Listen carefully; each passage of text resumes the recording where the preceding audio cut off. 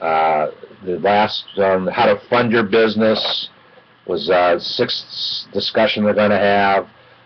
We talk about funding all the time. You made $150,000. You're drinking a beer. You go. You rock, man. There can't be anything greater than what you do. I didn't make $150,000 last month. How to fund your business. There's a concept that we've been talking about. We'll spend more time about. It's called crowdfunding. It's a new way to fund your business. It's also very fascinating. It plays upon the strengths of the technology on the internet because if you have a business idea, and there's probably 100 of them now, but a crowdfunding site, if you Google crowdfunding site, you'll find as many sites as you need. And you tell you register. I don't know if they charge you to do it. I've never done one. Actually, I met a guy who has a large crowdfunding site. Met him a couple years ago in Washington. I should follow up with him, see what's going on. But you sign up, you create a video, you tell your story, then you ask people for money on your video. You ask for $10, $100, whatever it might be, and those folks then become investors in your business. I just read a story recently where somebody crowdfunded over $1 million, $1.2 million. They took the crowdfunding approach and raised that much money. Woohoo! Anyway, one way to raise money, crowdfunding. Another way is to have personal savings.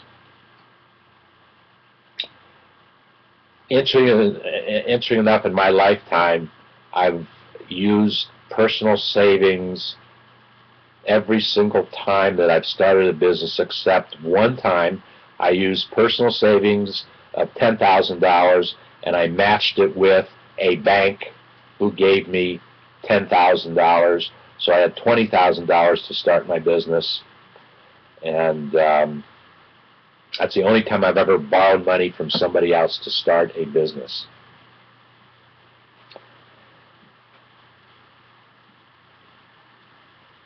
Go to friends and family and ask for money, beg for money, but be very careful. I had a friend ask me for money. There was a sob story that went along with it, and I was a softie. I gave him money, and I actually did it because I thought it might be an investment on my part from a business perspective, and it took my friend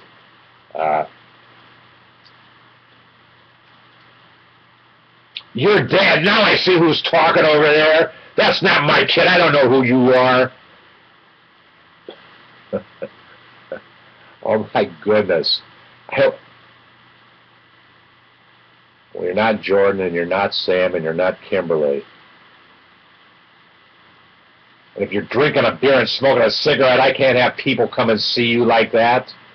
My kids don't do that kind of stuff. I don't think they do. Crowdfunding, another way that we talk about raising money for your business. Community banks. Every community has a community bank. They are local. They are interested in local businesses. They are interested in profitable local businesses, because when local businesses are profitable, the community is a better place to live, their bank is more profitable. All of that works together. They have a genuine interest in the health and welfare of business in that community. We also think, you see where on my landing page, let's go back to, well, let's go to my landing page. One of my landing pages, my favorite one.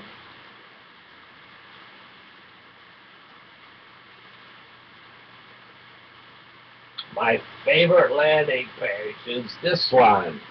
Why? Because it's called davidsbarter.com/SmallBizDavid.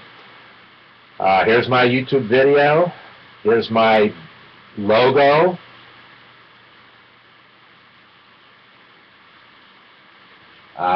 Here's what I'm selling. Here is my community marketing profile, which I need to change. I need to update it. But there are keywords in every single one of those 6 fields of information.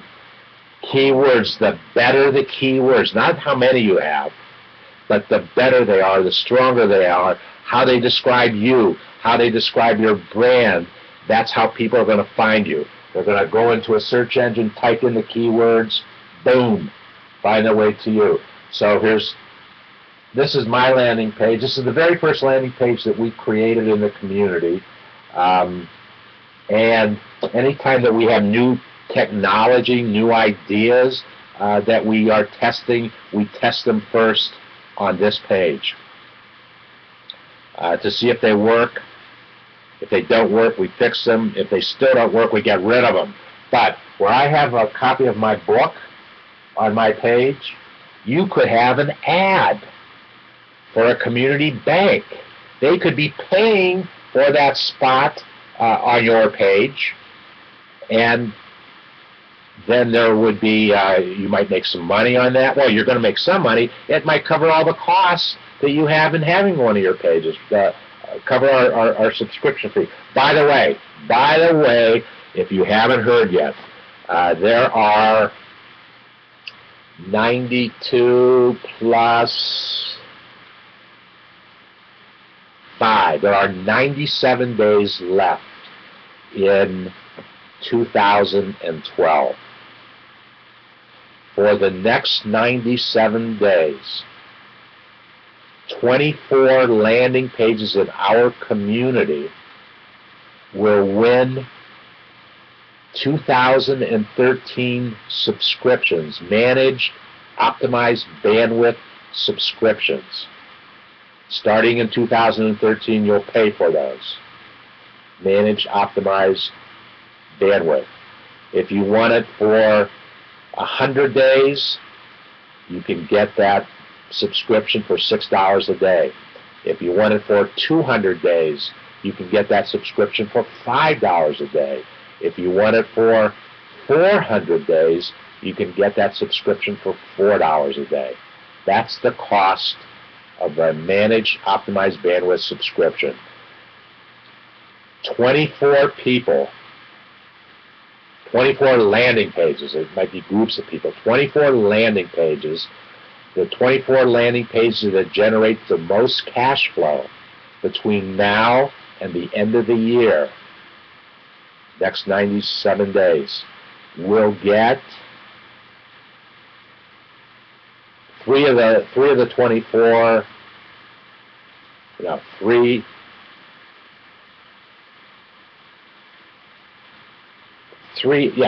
of the 24 will be 400-day subscriptions. Well, actually, it's 8. Eight people will win a 400-day subscription.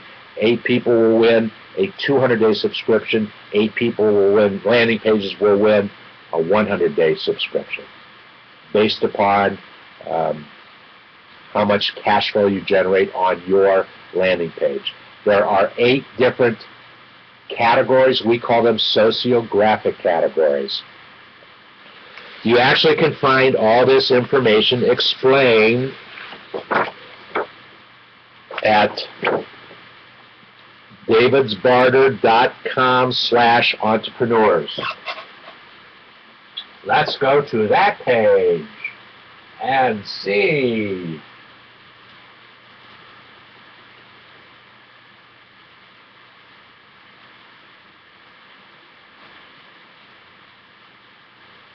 Okay, here's a total explanation of the Entrepreneur's Fun Game, found at davidsbarter.com/entrepreneurs.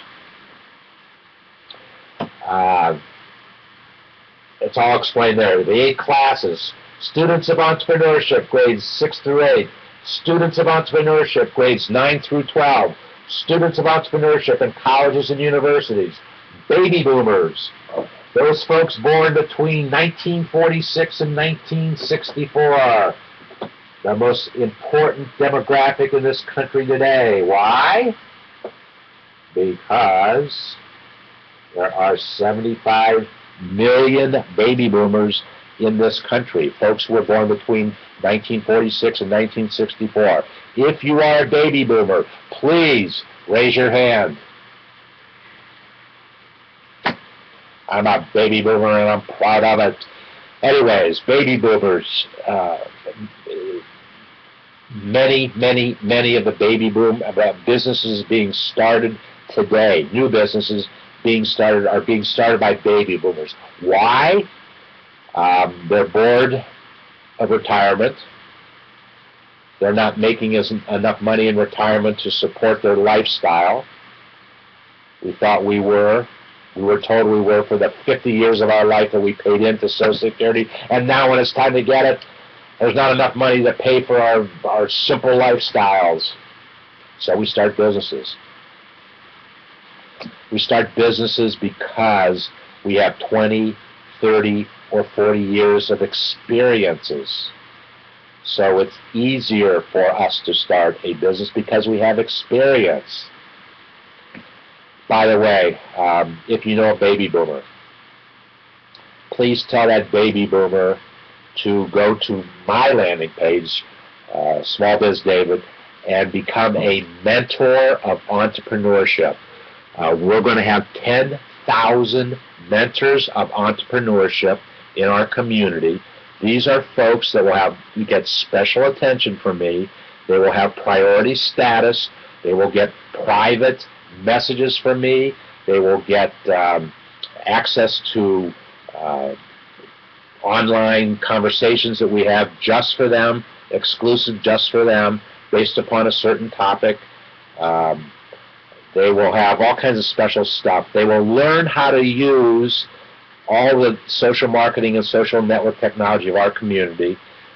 They'll learn it for themselves on a landing page, and they'll make some cash flow. You'll see how good that is.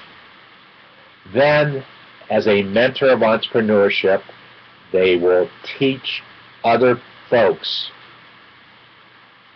who have not started a business and want to start a business. They will teach them how our community works, how the social marketing, social network technology works, and then use their other business experiences to help somebody else, another entrepreneur, start a business. You know, my friends, when we talk about students of entrepreneurship, you folks, and we know that a lot of you viewing, you folks are the future of entrepreneurship in this country. Get started now. Don't wait. I have said recently, and people will argue with me about it, and I'll stand my ground on it, that if you want to, why do you go to college? Why do folks go to college? They go to college because their dream is at the end of their college career, they will have a job. They'll have a great job. They'll be a doctor. They'll be a lawyer. They'll be a nurse. They'll be whatever it is that they study in college to become. What have the college graduates of the last 3 and 4 and 5 years found out? They found out that there isn't necessarily a job at the end of the rainbow. I am very happy that my son Jordan, who graduated college my son Sam and Kimberly live in Rome. They graduated in 2000, Sam graduated in 2004, Kimberly graduated in 2005. They are doing what they want to do in Rome. Jordan graduated in 2005, and the year that, he graduated in 2009, and Sam graduated in 2008, they graduated high school in 2005. Sam graduated college in 2008, Jordan graduated in 2009, and they are both doing what they want to do with their lives. And they are very, very fortunate. The largest percentage of folks their age, 24 and 25, are not doing what they want to do with their lives after college. My position is, if you want to start, if you're going to go to college to end up and come out and start a business, why not start it now? I'm not saying don't go to college. I'm saying if you want to go to college to learn how to start a business, you don't necessarily need to take all that money that you will invest in your college career. And today, there's this young lady who was in my exercise class this morning, and she's still in college, and she pays $40,000 a year to go to college.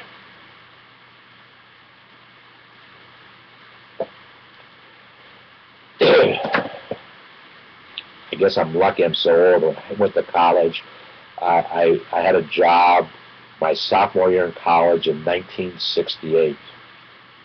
I made enough money in 1968 to pay for my entire college career of 5 years, 2 degrees, and buy my first car when I was a sophomore in college.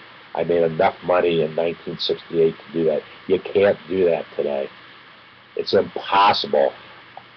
I made $5,000, and $5,000 doesn't even get you through a couple classes for a couple weeks, is what $5,000 does.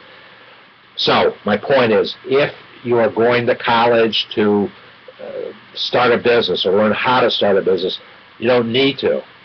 Now, my good friend Chuck Matthews, who is the executive director of the entrepreneurship department at the University of Cincinnati, he will argue with me on that point, and he should argue with me on that point.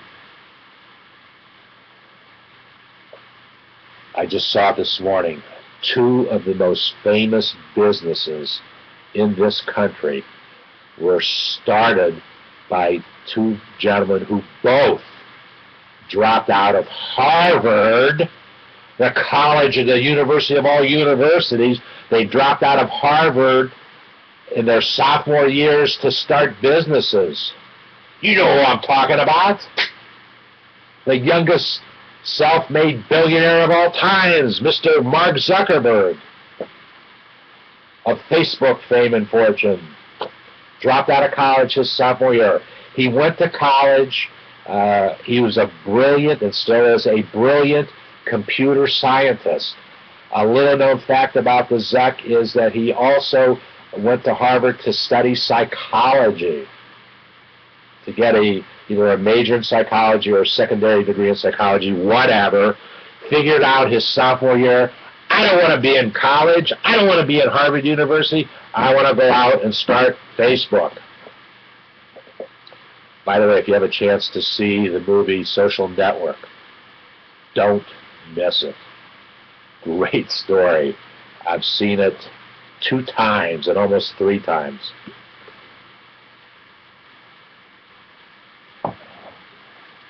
We learned why Zuck did what he did. In 8 years, he built a company that had almost 1 billion users, 1 billion customers.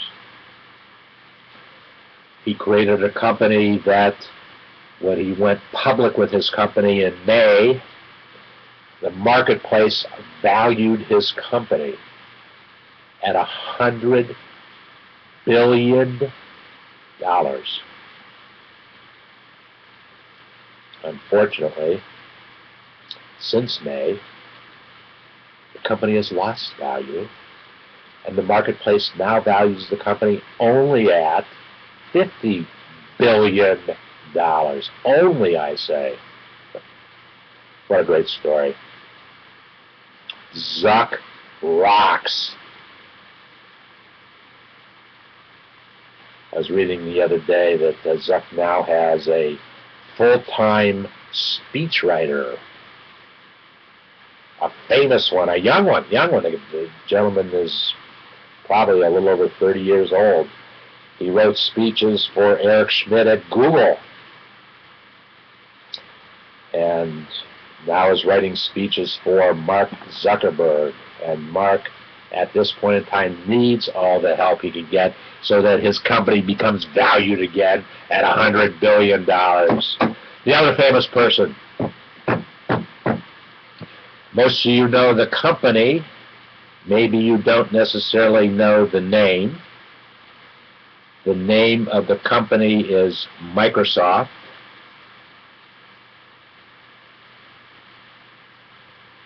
And you know now who I'm talking about. Maybe. Bill Gates. Bill Gates dropped out of Harvard also when he was a sophomore. One of my not one of my favorites, my favorite scenes in The Social Network, speaking about Bill Gates and the Zuck. Bill Gates is speaking to a gathering of Harvard students and faculty. He's in an auditorium and he's speaking, and you don't see his front. You only see like maybe the side and the back, but definitely whatever actor was playing him in the movie did a wonderful job, because I knew it wasn't Bill Gates, but I thought it might be Bill Gates. And then the Zuck was off to the side. He was off to the side of the stage, and he was listening to Bill Gates speak. I guess that was actually happened. Probably did. I'm sure it did. Well, anyways, Bill Gates says, and once again his back is turned to you so you don't actually see his face. He says, you know, maybe the next Bill Gates, the next Microsoft, is going to come from Harvard again. Well, yeah. The Zuck got to $1 billion way faster than Bill Gates did, and I'm sure they talk to one another a great deal. They talk about the days at Harvard. Anyways, the point being, if you know you want to start a business, it's not 100% necessary to go to college and spend $100,000 or $200,000 or $300,000, whatever it costs to go to college. Put that money into starting a business. Do it now. And you'll be able to get the mentoring that you need. You'll be able to get it in our community. You'll be able to get it in your community with SCORE people online in our committee, or maybe our mentors will be in your committee and you'll have a chance to get together that way. If that's what you know what you want to do, don't waste time doing it. Let me move on to an article here. And the name of the article is "You Can't Be Half of an Entrepreneur." Just found it this morning. Written by J. Bhatti, B-H-A-T-T-I, in a publication called the Business Insider.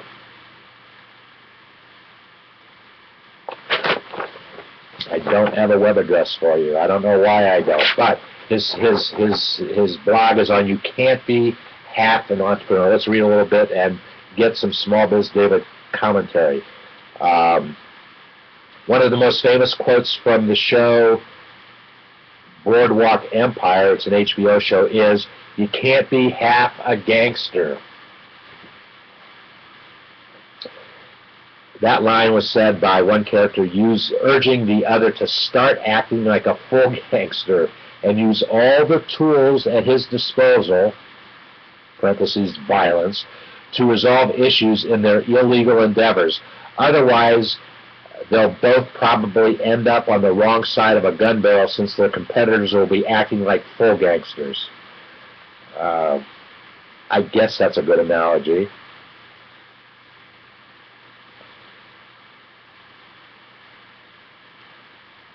Oh, Jay is, here's a picture of Jay. Here's a picture of Jay. There. Jay Bhatti. Jay Bhatti. Jay is a serial entrepreneur who has built startups on both the West and East Coast. Yay! Okay, he goes on to say, when I decided to do my first startup, I quit Microsoft. Oh, wow.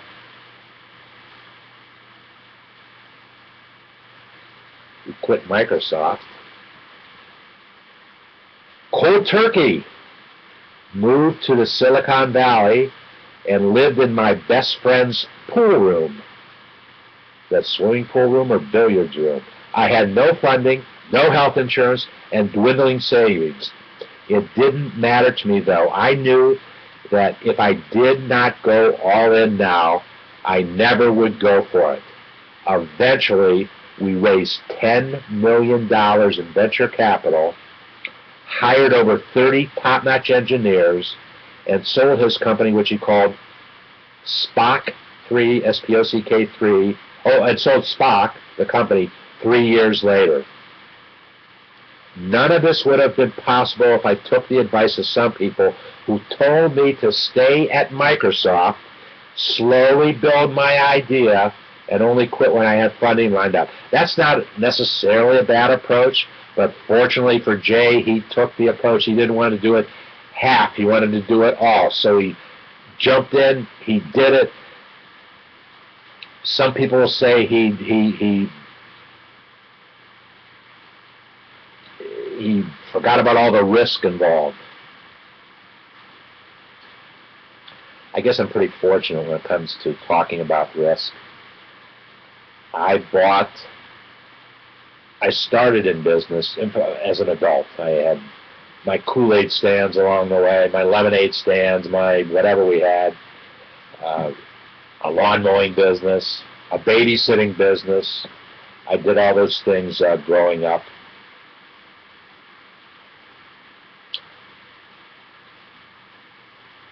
I was a business partner in 1973 with a gentleman from a giant of a gentleman, an extremely wealthy man in Charlotte, North Carolina. His name was I.D. Blumenthal. He had a magazine. He put all the money up for it, and he wanted me as his partner to use my expertise in publishing to publish that magazine for him and to make some money for him because he hadn't been making any money for the 3, 4, 5 years before I got there. In the first year I was there, he was making money. Finally. I parted ways with him, though. Well, for a definite reason I parted ways, and 90 days later, another event happened in my life that I absolutely would have left Charlotte, North Carolina. But anyways, I left, and at age 24, I bought my first business. Actually, it's the only business I've ever bought. I've started everything else. I actually bought it from my mother, who was my first and only business partner in life. That's a whole other story. Business partners. I bought it from my mother for $10,000 because my grandfather told me that's what I would do, and I wasn't one who was going to argue with my grandfather. So I did it. And it was the greatest, probably the greatest single business event that has ever happened to me, because it got me going, it got me started, it got me focused, and now I had all this money invested. Now I had to get some money back and make and live. It was a great occurrence in my life, and I'm thankful for my grandfather for making me do it. I would have done it probably, because I told my mother after 90 days, I said, "Mom, I want to be your son. I don't want to be your business partner." And I'm very fortunate I can still tell my mom that story. Matter of fact, I think I'll tell her this afternoon, and I'll tell her I told her to, oh my goodness, there's lots of folks. I'll tell her that. You can't be half an entrepreneur. If you're going to do it, do it. Make the commitment, and don't look back. Get help, get mentoring. You don't have to work. Well, let me say this. People think you have to work hard. You have to work hard if you're a laborer. Laborers work hard. It's most important to work smart, not work smart, not work hard. There is a difference. Putting long hours into a job, into a business, and we do it, doesn't necessarily mean you're working hard. Chances are very good you're probably wasting a lot of time because you're not working with as efficiently as you possibly can.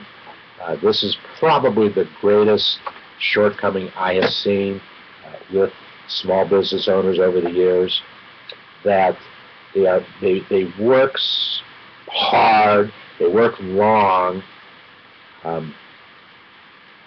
but they don't work smartly. They don't take time to find resources like SCORE, like David's Barter Community.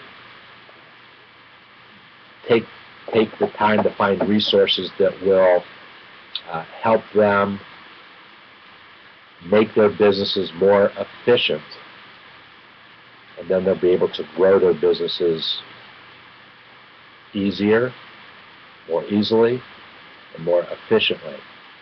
That's the kind of growth that you want for your business. Growth that you can manage. They don't take time to find the resources. They spend so much time worrying about how they're going to pay today's bills. Rather than worrying how they're going to pay bills 30 days from now, they worry about how am I going to get money today to pay that bill. That doesn't move your business forward at all. You heard me say it yesterday. We'll talk more about it. About Michael Gerber says that too many business owners, they work in their business, not on their business. They spend too much time working in their business. They don't put the proper systems in place, the proper processes in place that allow the business to run as a business, and they move on to grow the business with new ideas, new thoughts, new concepts. They're spending so much time maybe spinning their wheels, wasting a lot of time, not being as efficient. That's the E-myth that Michael talks about. We talked a little bit about it yesterday. We certainly will talk more about it in the future. I think we talked about SCORE. We talked about you can't be half an entrepreneur. I'm going to do one last segment. One last segment here.